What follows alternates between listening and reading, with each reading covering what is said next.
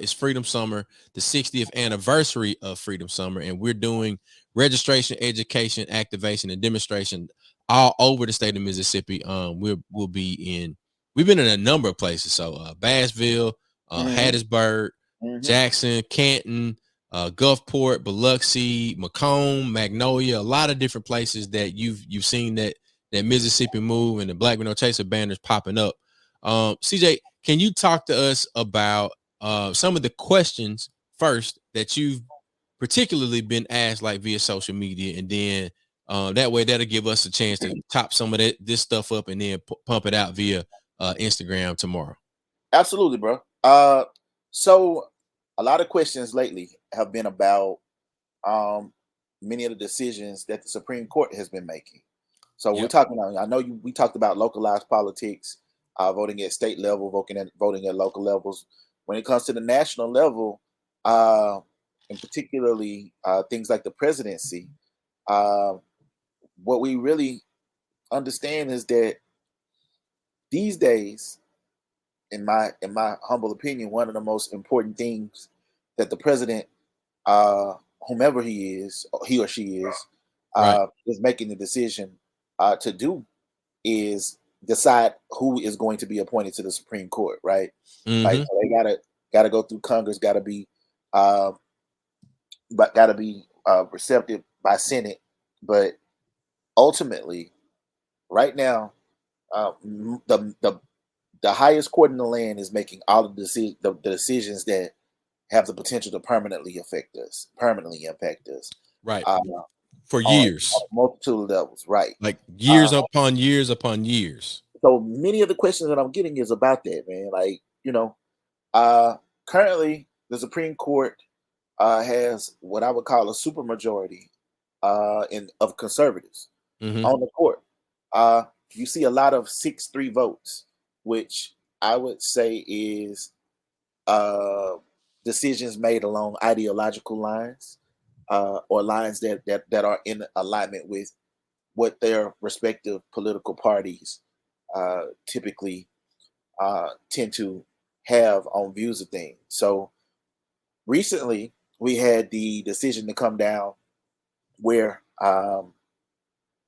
they were essentially trying to determine whether or not Trump, when he was president, was within his rights to act in certain manners, or if he exceeded the scope of his presidency in doing some of the things that he did. The decision that was made was very confusing to some people, in that it seemed that they were leaving the door essentially open or leaving the decision open.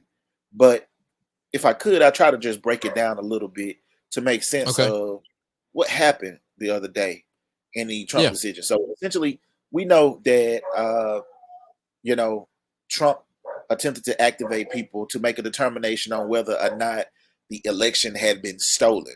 One, right? That was the running thing was they wanted to stop the steal in places throughout the country. So one of the questions was, did he have Quote the right? unquote stop the steal. Right, Quote quote unquote, unquote. stop the steal, even though there was Yeah. no evidence that a steal had taken place, right? Right. So that's the Right. first thing: is no steal had taken place. But as president, does he have the right to activate the Department of Justice to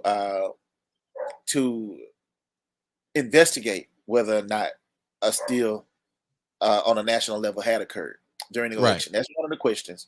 Another one of the questions was, did he have the right to request or uh, insist that Mike Pence, as vice president, not sign the form that essentially confirmed Mike Pence was the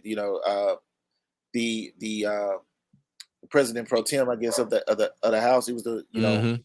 uh, because because uh, because he was vice president.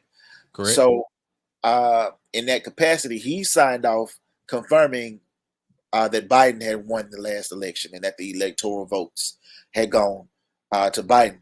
Trump was requesting or essentially insisting, and became irate when when Mike Pence made the decision to go ahead and sign off on it. Now, the Supreme Court ultimately decided 6-3 in favor of, let me not say in favor of, but saying that Trump does have some rights, and there's some other things that need to still be assessed through some of these state cases that are hovering over his head. Does he have immunity in some instances, or should he be arrested or treated as any other citizen would be for some of the issues that he dealt with? I would say that what the court decided yesterday was that there are some procedural things that Trump would have the right to do in his capacity as president. As a president, Trump has the right. Procedural things. Procedural, right? Which is different from a substantive thing, right? A procedural thing is a part of a process, right? Like it's a part of this process. It's a procedure. And so you have the right in your capacity as president to do this because a president has a right to do this thing. For example, a president has the right to order an investigation to be conducted from the Department of Justice, right? So that's something that a president has the right to do. The president has the right to request if there is a belief, if there's a sincere belief that there has been nationwide tampering that took place during the presidential election, then the president, in the capacity as president, would have the right to investigate that. However, and procedurally, that makes a lot of sense, right? Right. I get that. Right.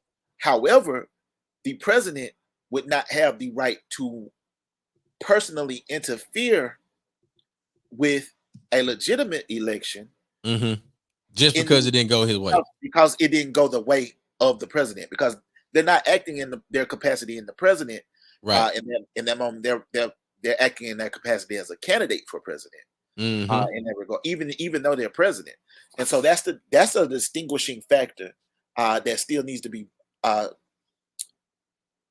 assessed by state courts, state level courts, like the state of Georgia, where Trump called and said, "I need you to find me 1,300 votes." Right. Or and shout out to everybody that's tuning in via YouTube, Facebook, and Twitter or X or whatever Elon Musk calls it. Shout out to y'all.